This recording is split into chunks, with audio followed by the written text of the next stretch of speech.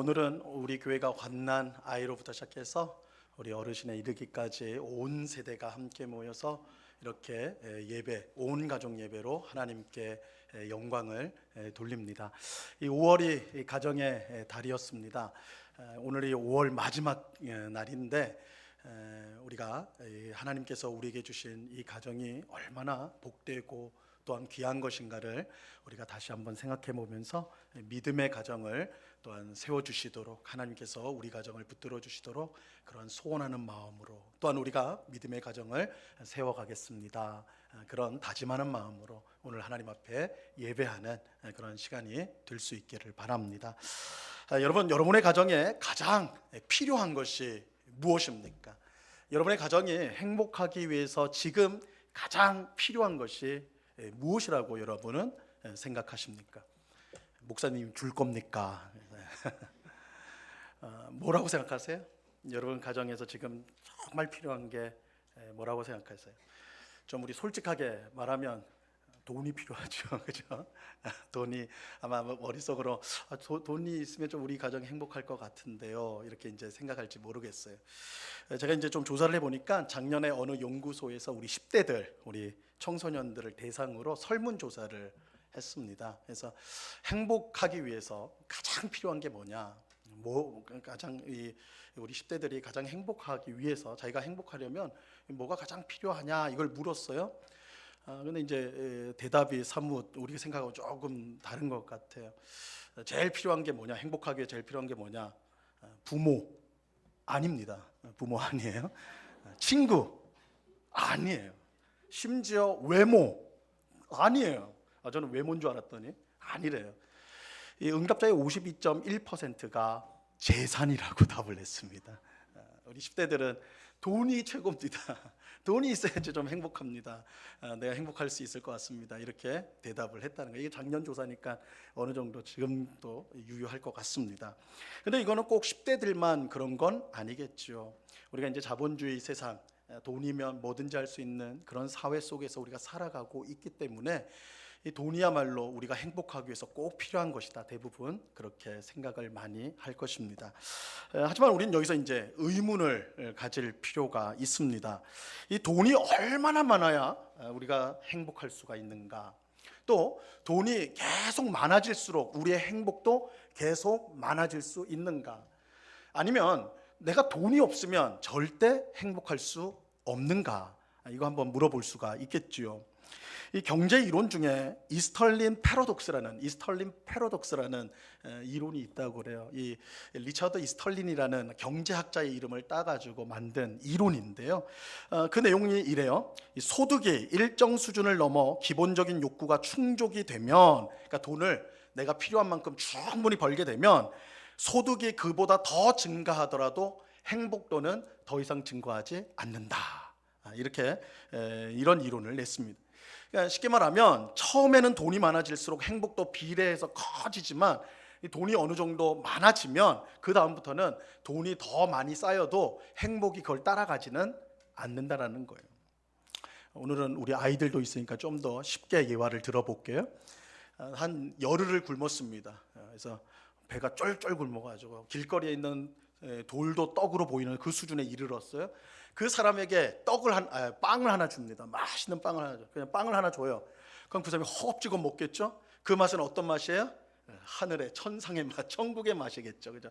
이야, 빵이 이렇게 맛있었구나. 이 빵이 이렇게 맛인 줄 진작 몰랐다. 먹겠죠? 그 사람에게 하나 더 줘요. 그럼 그번에도 마찬가지일 거예요. 너무너무 맛있어요. 그죠? 맛있게 먹었을 거예요. 근데 그 사람에게 빵을 10개 주고 20개를 줘요. 그 자리에서. 먹어라. 마음껏 먹어라. 그랬을 때 이 사람이 20번째 빵을 먹었을 때도 이야, 이게 천국의 빵이구나, 맛이구나, 그렇게 했을까요? 아마도 10번째 빵을 먹을 때부터는 질리기 시작하겠죠. 그죠? 그리고 마지막 20번째 빵을 먹을 때는 야, 이게 빵인지 진흙인지 모르겠다 할 정도가 되어버릴 것입니다. 이스털린 패러독스는 돈도 마찬가지라고 설명을 해요. 돈이 어느 수준까지는 우리의 행복에 큰 영향을 끼치지만 그것을 넘어서면 돈은 우리 행복에 그렇게 결정적인 영향을 미치지 못한다라는 것입니다. 이것은 돈이 우리가 생각하는 것만큼 우리의 행복에 결정적인 요소는 아니라는 뜻입니다. 미국의 앨런 크루거라는 프린스턴 대학 교수가 재미있는 사회적 실험을 해봤어요. 실험 참가자들 한 수십 명을 모아가지고 이제 먼저 질문을 했습니다. 이건 이제 그 자리에서 하는 질문을 생각하고 답을 하는 건데, 1억 연봉을 받는 사람과 2천만 원 연봉을 받는 5분의 1, 2천만 원 받는 사람을 이제 가정해놓고, 이건 상상 속에 해보는 거예요. 1억을 연봉으로 받는 사람은 하루 중 얼마나 몇 시간이나 행복할까? 또 2천만 원 연봉을 받는 가난한 사람이죠. 그 사람은 하루 중 얼마나 행복할까? 어떻게 생각하십니까? 이렇게 물었어요. 그냥 그 생각을 물어본 거죠. 의식을 물어본 거예요. 그러자 이 실험 대상자 대부분이 이제 뭐 종합을 했겠죠. 종합을 해봤더니 연봉 1억 이상의 고소득층, 이게 부자겠죠. 부자들은 하루에 70%는 행복할 것이다. 그들은 아마 70%의 시간만큼 행복할 겁니다. 그래서 계산해 보니까 16.9시간, 그러니까 한 17시간은 행복할 것이다. 이렇게 대답을 했어요. 반면에 연봉이 2천만 원인 사람은 아마도 40% 행복할 것 같습니다. 시간으로 환산해 보니까 10시간이에요. 10시간, 하루에 24시간 중에 10시간 정도 행복할 것 같습니다. 이런 결론이 난 거예요. 서로 7시간 차이가 나요. 하루에 7시간. 그래서 돈이 많은 사람은 17시간, 돈이 없는 사람은 10시간 이렇게 행복할 거다. 이렇게 했어요. 그래서 실제로 연봉 1억 이상 받는 사람들, 연봉 2천 이하의 사람들을 다시 모아가지고 그룹을 해가지고 설문조사를 실제로 했다고 그럽니다. 이때 1억 이상 받는 고액 소득층이 느끼는 행복감, 하루에 얼마나 행복하십니까? 80%의 시간이 행복하다라고 답을 했어요. 근데 이제 중요한 건 이거예요. 그럼 연봉 2천 이하의 저소득층의 사람들한테 물어봤는데 하루에 얼마나 몇 시간이나 행복하십니까? 했더니 68%가 나왔어요. 딱 이걸 듣고는 아하, 역시 돈이 많아야지 행복하군요. 이렇게 결론을 내면 안 되고, 약간 우리가 좀 틀어서 보면 돈이 없는 사람도 하루에 70% 이상은 즐겁게 행복하게 지낸다라는 거예요. 그렇죠? 돈이 없는 사람도 우리가 생각할 때 생각으로는 40%, 10시간밖에 행복할 것 같지 않은데 사실은 70%, 17시간은 행복하다라고 대답을 했다라는 것입니다. 다시 말하면 돈은 분명 행복하기 위한 중요한 요소인 것은 분명하지만 절대적 요소는 아니라는 것입니다. 자, 우리에게 지혜를 가르쳐주는 성경인 잠언에 보면 이런 말씀이 나옵니다. 우리 잠언 25장 24절 말씀 함께 읽도록 하겠습니다. 같이 읽습니다. 시작. 다투는 여인과 함께 큰 집에서 사는 것보다 움막에서 혼자 사는 것이 나으니라. 야, 이 말씀은 마치 TV에 나오는 자연인을 그죠? 인정해주는 말씀처럼 그렇게 들리는데, 이 말씀은 돈이 행복을 위한 전부가 아니다라는 걸 분명하게 가르쳐주고 있죠. 돈이 많아서 큰 집에 살아도 다투는 여인, 매사에 부정적이고 항상 바가지만 긁는 아내와 함께 사는 것보다는 거지 같은 움막에서 혼자 사는 게 훨씬 행복하다. 성경이 그렇게 말씀하고 있어요. 물론 이거는 꼭 부인만 있는 건 아니겠죠. 문제 남은 남편하고 사는 것도 이와 똑같을 것입니다. 자, 다시 처음 질문으로 돌아가겠습니다. 우리 가정이 행복하기 위해서 가장 필요한 것은 무엇일까요? 여전히 돈이라고 생각하십니까? 이 가정이 행복하기 위해 돈이 필요한 건 사실이지만 그것보다 더 필요한 것, 더 중요한 것이 있습니다. 자, 이번에도 잠언의 지혜를 살펴보겠습니다. 잠언서 17장 1절입니다. 같이 한번 읽어봅니다. 시작. 마른 떡 한 조각만 있고도 화목하는 것이 제육이 집에 가득하고도 다투는 것보다 나으니라. 이 마른 떡 한 조각은 가난한 걸 말하는 거겠죠. 제육이 가득한 것은 부유한 것을 말하는 것이죠. 근데 제육이 가득한 집보다, 그죠? 부잣집보다 마른 떡 한 조각이 있는 가난한 집이 더 낫고 행복할 때가 있다라고 말하는 거예요. 어느 때입니까? 화목할 때. 온 가족이 화목할 때, 그것은 정말 큰 부자라도 서로 다투는 그런 집보다는 가난하더라도 가족들이 다 화목한 그 집이 훨씬 복되다, 더 낫다, 행복하다라고 말하고 있습니다. 자, 이왕 잠언을 본 김에 하나 더 보도록 하겠습니다. 잠언서 15장 17절입니다. 같이 읽습니다. 시작. 채소를 먹으며 서로 사랑하는 것이 살찐 소를 먹으며 서로 미워하는 것보다 나으니라. 똑같죠? 그죠? 똑같은 뜻으로 말씀하고 있죠. 가난해서 채소만 먹을지언정 가족이 서로 사랑하는 집은요, 엄청난 부자여서 몇 개 한우 특 A 뿔뿔 먹는 집보다, 그죠? 그거 먹더라도 서로 싸우는 집보다 가난하여 풀만 먹는, 상추만 싸먹는 그런 집이 더 행복하다, 성경이 말하고 있습니다. 자, 이런 잠언의 말씀은 사람의 머리로 짜낸 지혜가 아닙니다. 세상을 창조하시고 다스리시고 세상을 심판하실 하나님이 하신 말씀입니다. 그러므로 믿으셔도 됩니다. 행복한 가정을 위해 가장 분명 돈보다 중요한 것이 있습니다. 돈보다 중요한 게 있어요. 가족이 서로 사랑하는 것입니다. 가족이 화목한 것입니다. 이게 돈보다 더 중요합니다. 가족이 사랑하고 화목한 것이 행복을 위해서 가장 필요하다는 것은 생각해 보면 사실 너무나 당연하다고 할 수가 있어요. 왜냐하면 가정은 원래 한 몸이기 때문입니다. 여러분, 가정은 사람이요 필요해가지고 만들거나 조직해낸 것이 아닙니다. 성경은 하나님께서 가정을 만드셨다라고 분명하게 말씀합니다. 창세기 2장 24절 말씀입니다. 같이 읽습니다. 시작. 이러므로 남자가 부모를 떠나 그의 아내와 합하여 둘이 한 몸을 이룰지로다. 하나님은 부모를 떠나 한 남자와 한 여자가 합하여 한 몸이 되도록 하셨어요.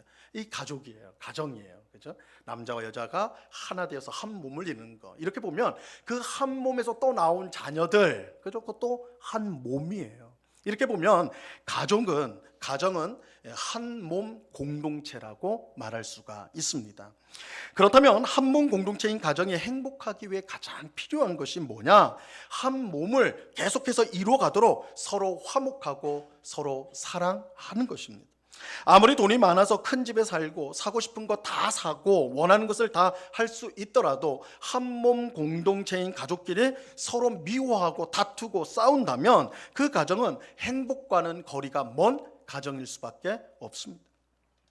여러분, 어떤 사람이요 머리에는 그죠 다이아몬드 왕관을 쓰고 있고요, 안경은 저가처럼 안경을 썼는데 황금태, 진짜 금, 그죠? 황금태 쓰고 귀에는 그 찬란한 보석이 박혀 있는 귀걸이를 하고 있다고 생각해 보세요. 그 얼굴만 보면 너무 빛나는 거죠. 그런데 그 사람이 길거리를 가는데요, 팔이요 지멋대로 막 돌고 있어요. 지멋대로 막 돌고 있고, 다리도 지멋대로 가고 싶은 곳으로 가고, 앉았다 일어났다 뛰었다 걸었다 지멋대로 막 한다고 해보세요.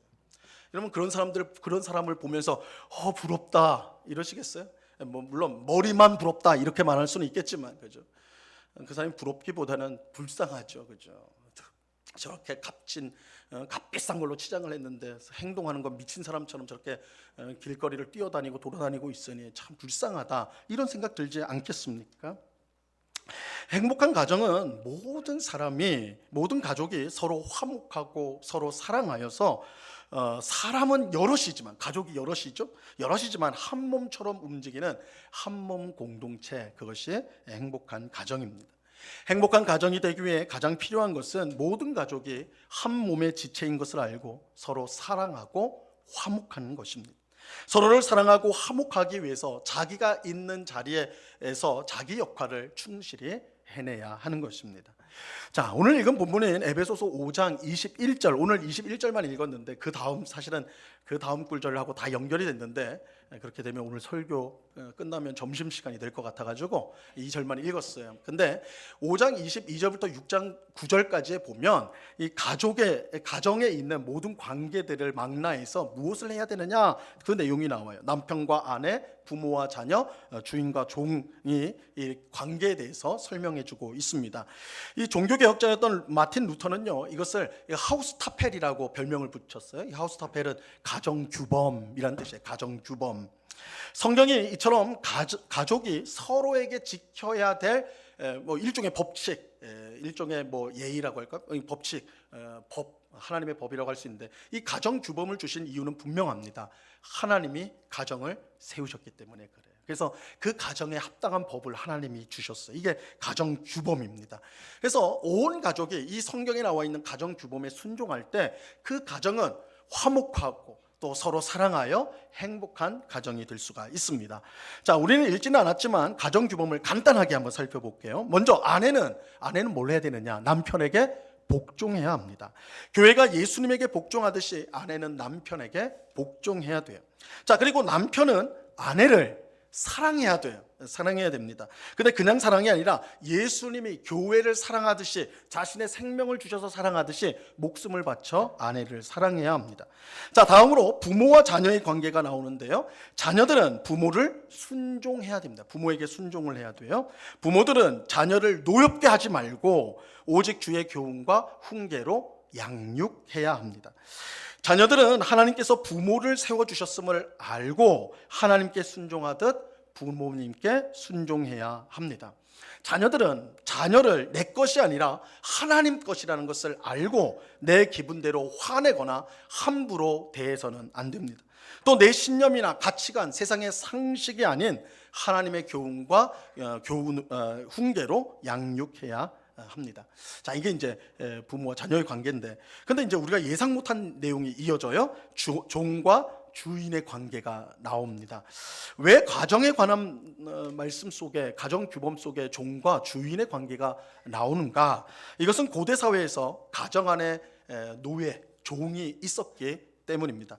그들도 가정의 일원이었기 때문에 그들을 향한 가정 규범이 필요했어요.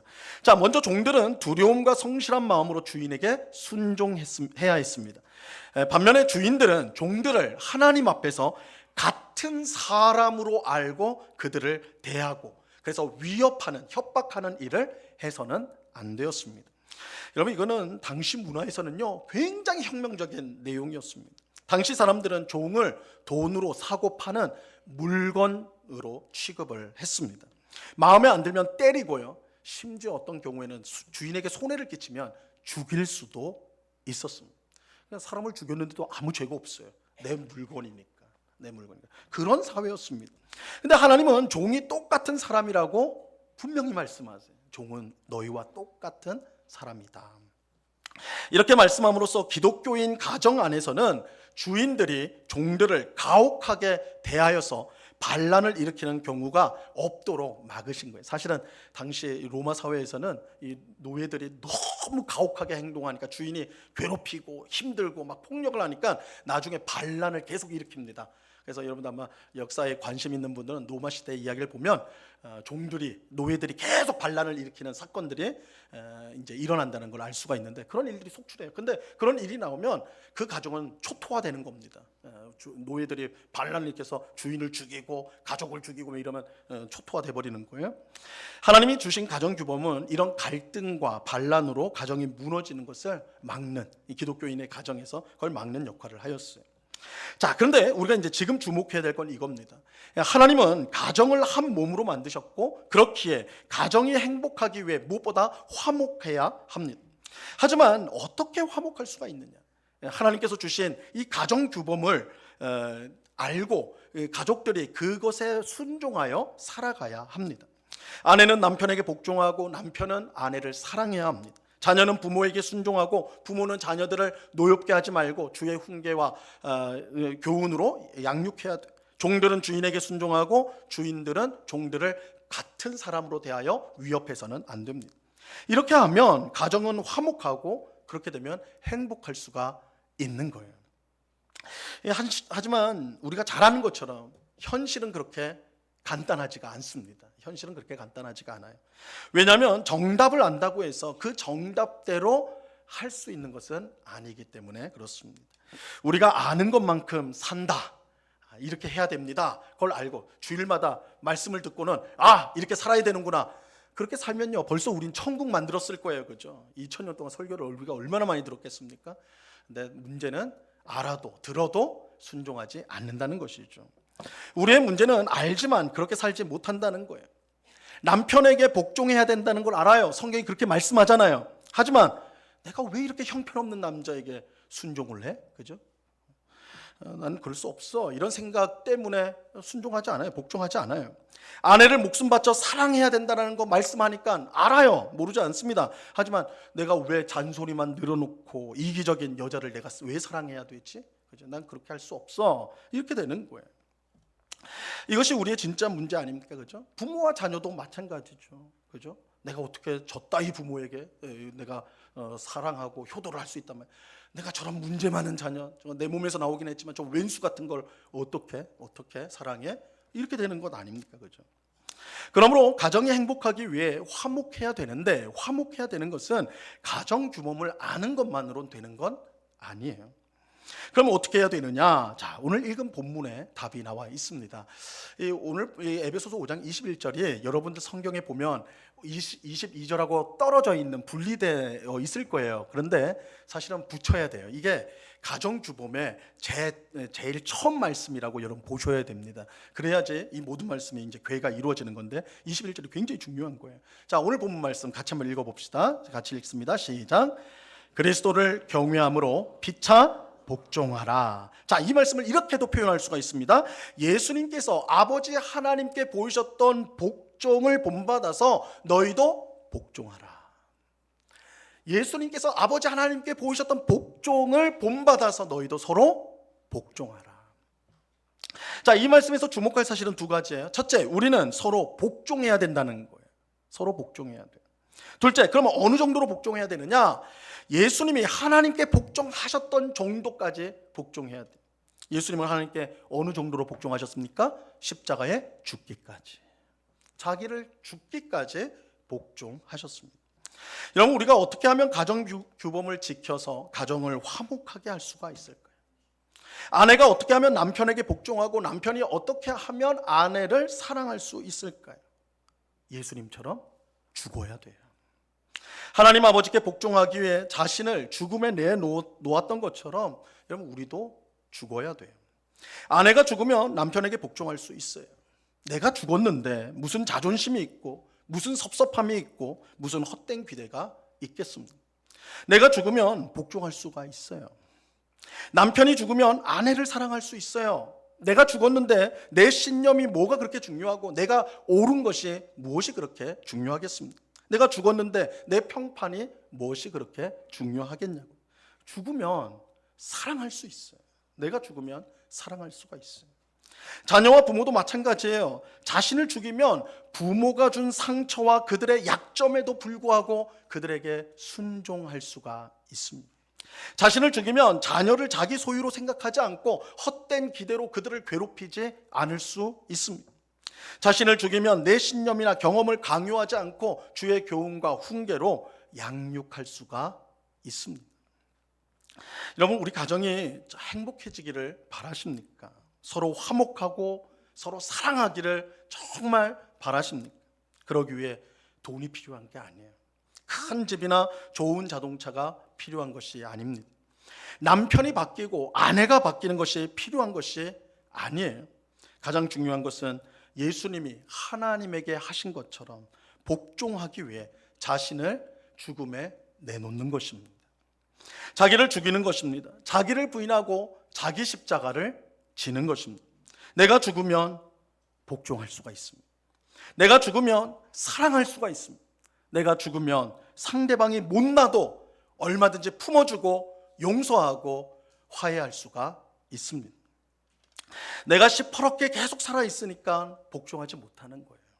사랑하지 못해요. 내가 살아있으니까 용서하지 못하고요, 미워하고 증오하는 거예요. 예수님이 가신 자기를 부인하고 자기 십자가를 지는 그 길로 우리는 나아가야 합니다. 내가 죽으면 우리 가족이 살아나요. 내가 나를 내려놓으면 거기에 복종과 사랑과 용서와 화목, 행복이 열매를 맺게 되는 것입니다. 우리 그렇게 생각하잖아요. 저 사람이 내 남편이 아니었다면, 그죠? 저 사람이 내 아내가 아니었다면, 저 부모가 내 부모가 아니었다면, 저 자식이 내 자식이 아니었다면 행복했을 텐데. 그렇지 않아요. 그렇지 않아요. 문제는 나예요. 문제는 나예요. 내가 먼저 변해야 돼요. 내가 먼저 죽어야 됩니다. 그러면 복종할 수 있고 사랑할 수 있고 화목할 수가 있는 것입니다. 그러면 용서와 화해가 열매를 맺고 열매가 우리 가정에 열매를 맺고 가정의 행복이 임하게 되는 것입니다. 자, 그런데 여러분, 여기에 우리를 위한 복음이 있어요. 죽어야 합니다. 죽는 게 쉬운가요? 그죠? 내가 오늘 설교를 듣고 집에 갔는데 또 오늘 저녁에 맛있는 거 먹고 싶었는데, 그죠? 짜장면 먹고 싶은데 계속 한식을 먹어야 된다 그러면 또 화가 올라오고 막 그런 거 아닙니까? 그냥 내가 죽어야 되는데, 근데 다시 살아나요, 그죠? 언제나 새롭게 살아나요. 그래서 싸우는 거예요. 죽어야 되는데, 목사님 죽어야 된다는 거 압니다. 설교도 많이 들었죠. 자기 십자가를 지고 자기를 부인하는 거 늘 듣는 말씀 아닙니까? 안 되는데요, 목사님. 안 되는데.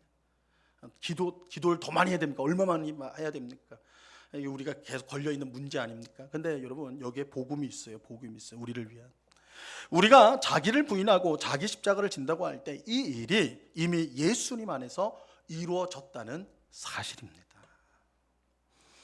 예수님을 믿는 우리는요, 예수님과 연합이 되어서 연합되는 은혜를 받게 됩니다. 예수님의 죽음이 나의 죽음이 되고 예수님의 부활이 나의 부활이 되는 연합입니다. 그러므로 예수님 안에 있는 우리는 예수님의 십자가 죽음으로 이미 죽은 자가 되고 그의 부활로 이미 새 생명을 얻은 자가 되었습니다. 이것은 우리가 자기를 부인하고 자기 십자가를 지는 일을 할 수 있다라는 것을 말하는 것입니다.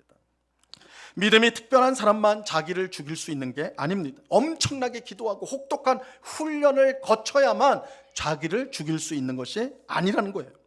예수님을 믿어 그와 연합된 우리 모두가 그렇게 할 수가 있습니다.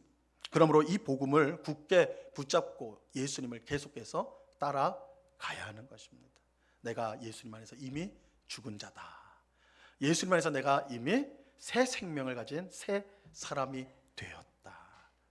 그죠? 이걸 끊임없이 우리 삶 가운데 반복하는 것입니다. 포기하지 말고 나는 이미 예수님 안에서 죽었다. 새 생명으로 산 사람이다. 이것을 믿고 이 복음을 받아들이고 그것대로 살려고 힘쓰셔야 돼요. 그러면 여러분들이 그것에 실패하는 일이 점점 더 줄어들 거예요. 우린 점점 더 예수 안에서 죽고 새 생명을 가진 그 새 사람으로 살아가는 삶이 점점 더 뚜렷하게 여러분의 삶 가운데 나타나게 되는 것입니다. 우리가 포기하지 않고 계속한다면 우리는 예수님과 연합된 사람으로 결국 서로에게 복종하는 그런 사람이 될 것입니다. 그래서 행복한 가정을 세울 수가 있게 돼요. 자기를 죽임으로 남편에게 복종하시기를 바랍니다. 자기를 죽임으로 아내를 사랑하시기를 바랍니다. 자기를 죽임으로 부모에게 순종하고 자기를 죽임으로 자녀를 노엽게 하지 말고 주의 교훈과 훈계로 양육할 수 있기를 바랍니다. 우리가 예수님과 연합되어 있기 때문에 우리가 예수님과 함께 죽었고 예수님의 새 생명으로 다시 살았기 때문에 우리는 이 일을 할 수 있습니다. 복음을 믿으시기를 바랍니다. 그럴 때 우리 가정 안에 용서와 화해가 나타나고 화목과 행복이 열매 맺게 될 것입니다. 목사님, 내 남편이 죽으면 저도 죽을게요.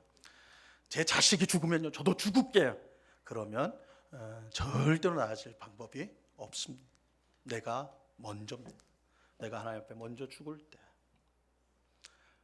때 가정에서 생명이 살아나게 됩니다.